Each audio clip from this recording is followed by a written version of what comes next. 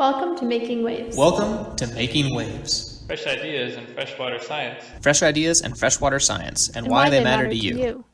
Making Waves. Making Waves is brought to you. Making Waves is brought to you with support from the Society for Freshwater Science. This is Eric Moody with the Making Waves podcast with the Society for Freshwater Science. And joining me today is Dr. Casey Turhorst, who is an associate professor of biology at California State University, Northridge. Thanks for joining me today, Casey. Sure, glad to be here. So you've worked on a variety of different systems to address the questions you're interested in, but a lot of your work has been done on this system of the organisms that live in the leaves of the purple pitcher plant. So I was wondering if you could tell us about this plant and a little bit about the sort of cast of characters that live in this particular ecosystem. Yeah, it sounds like a very niche ecosystem because who cares about microbes that live on plant leaves, although many people do. These ones I particularly am interested in because pitcher plants are a carnivorous plant. And so they get most of their nutrients from bugs that they capture from the environment around them. And that's where they get things like nitrogen and phosphorus from.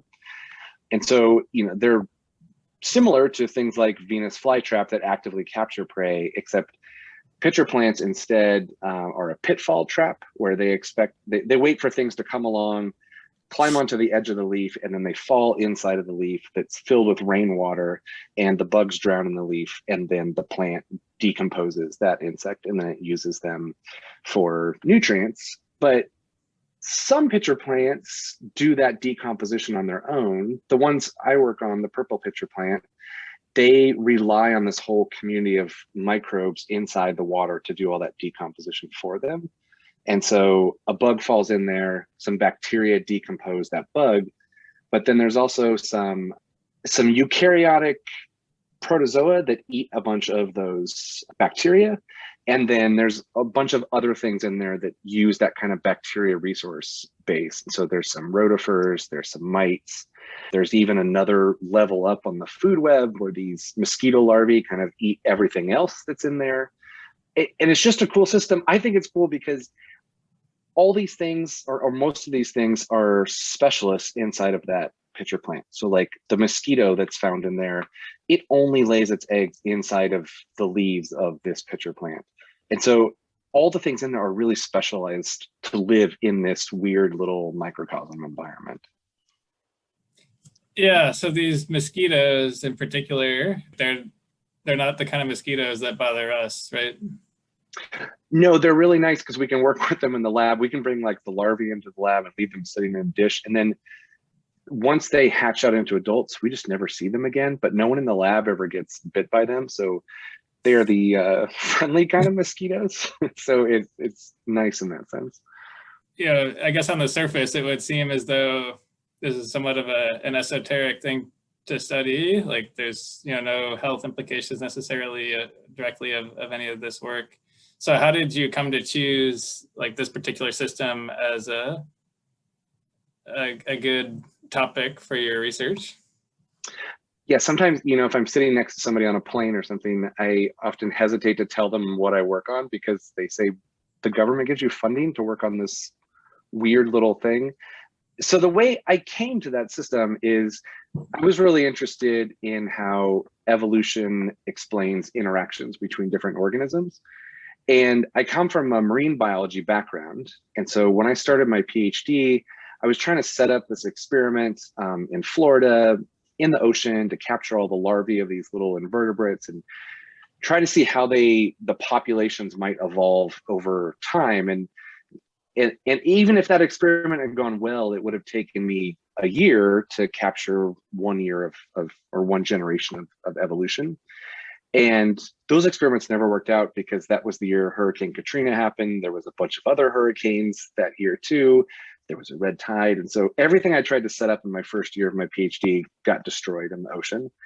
And at the same time, my PhD co-advisor worked on these little pitcher plants. And he said, you could work on these things and in a few weeks, you can capture hundreds of generations of evolution. And so I really came into it to try to answer the questions I'm interested in. And then I think, like all of us, the more I work in that system, I'm like, oh, this is so cool. Like this little thing happens and this other little thing happens. And so really I'm in it to answer some fundamental questions about ecology and evolution. But in the process, I've learned lots of little natural history tidbits of things I think are really cool in that system.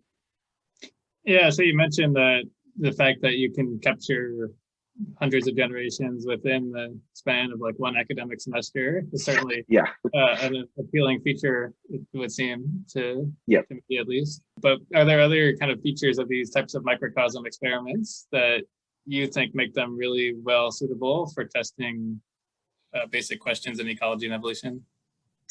Yeah, I think one thing as a community ecologist, I think it's often really hard to define what a community is. Like there's not really firm boundaries to that community. So there might be, if you're studying, say, a pond or a lake, then there's a distinct boundary between to where the pond ends.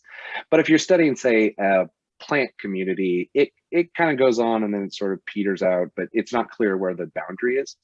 And so I like these because it's a nice distinct community. Like the 30 milliliters of water inside that leaf, that is the community. And so it's a distinct entity and it's really easy to manipulate. And so if we wanted to know what's the effect of, say, adding nutrients on community ecology, to try to do that in some terrestrial field, it would probably be unethical to do the manipulations that we would want to do. But instead we can do them in these little microcosm communities, and we can, say, put in a little bit of nitrogen and see what happens to the community. Or we can take out all the top predators in the system by just pulling all the mosquito larvae out. And so we can do all these experiments that I like to think would be fun to do at some massive scale in other systems, but practically are just impossible to do, or ethically would be impossible to do. And instead I can do them in these little leaves that no one cares about the consequences of what I'm doing there. And it's one little leaf in a field of thousands of leaves. Yeah, and you've also kind of come up with a system for replicating that environment in the lab with basically like the most common of lab supplies, right?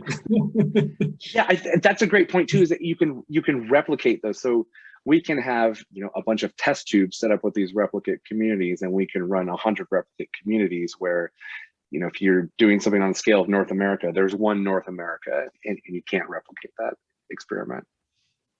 Yeah, you've done a lot of work on these systems, but like, what are some of the most interesting things that you think are like your favorite results that you've learned from studying these systems? My favorite result is just thinking about how populations evolve on really short timescales. So usually when we think about evolution, we think about things that happen over millions of years. And instead, in these pitcher plants, we're thinking about what happens on the scale of days, maybe a week or a few weeks or something like that. And we find, for instance, that if you put in some protozoa prey with a mosquito larvae predator, those protozoa evolve over the course of a week or so in response to those mosquito larvae. They become a little bit smaller. They might swim at different speeds. They evolve to use different habitats to try to avoid being eaten by those mosquito larvae. And so what we classify as a predator-prey interaction might start out as a predator-prey interaction, but after a week, it's like, well, the prey aren't getting eaten very much and the predator's not eating that much of them anymore. And so that interaction changes over the course of time. And I like thinking about those types of interactions aren't fixed in time and space, that they're really dynamic and they can change over really short time scales.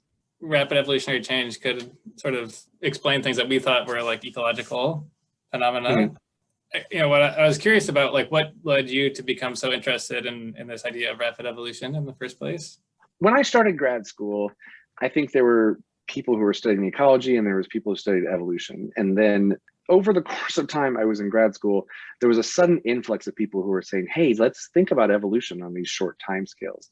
And I was really intrigued by that idea, especially bringing together people who study classic evolutionary processes like natural selection or gene flow or something like that, with ecologists who study things like competition and predation and mutualism. and bringing those ideas together and saying, well, actually, if you incorporate some ecology, you can understand how the evolution happens better. And if you incorporate some of those evolutionary ideas, you can understand the ecology of the system better. So I just really like integrating those two ideas together. And I feel like at the time, when I was doing my PhD, this was fairly new research. And now when I go to conferences, everyone's doing that. It's a really common thing to do now. And so I'm glad to see that that approach is taken off in our field. One criticism of these microcosms, perhaps, is that they're sort of this unique, very contained system. And can we really apply those results if we want to say, thinking about like how a lake would respond to changes in predation pressure? What would you say about scaling up the insights that you've gained from microcosm studies to like larger ecosystems? It's a fair criticism, and who knows if these things always scale up. There was a paper a decade or so ago about how actually you can take a lot of these ideas from these microcosms, and they do apply in much larger systems, but that doesn't mean that every hypothesis we test in a microcosm is going to scale up either. I think the advantage of using the microcosms is we can test lots of hypotheses really easily. And so I can do an experiment that takes a month. I can have students in my lab doing a bunch of replicate experiments, and we can test out whether those ideas really hold water or not. And they're ideas that you might be able to test in a larger ecosystem like ponds or lakes or something, but you might not want to manipulate those whole ponds without having a good idea of whether those hypotheses might work or not. It narrows down the set of hypotheses we have about how ecology works. And then the next step is to then take them to that next level and ask about systems where we do really care about what happens. I think really no one other than me and other handful of people care what happens in a pitcher plant leaf, but lots of us care what happens in a lake, and especially for people where their jobs or the functioning of the natural ecosystem depend on how well that lake is doing. I think a lot of us are invested in that. Is there anything else that you wanted to share about your work that I didn't ask about? I think especially for students, whether you're an undergraduate or in graduate school, these microcosm systems are really nice, so you don't have to spend a career or decades of your life trying to do an experiment, but you can come into a lab and do an experiment in a semester and get a feel for research. And so I think they're great tools for students who are interested in getting exposed to research. You've been listening to the Making Waves podcast. For more info, please visit us online at the Society for Freshwater Science webpage. Tune in next time for another fresh idea in freshwater.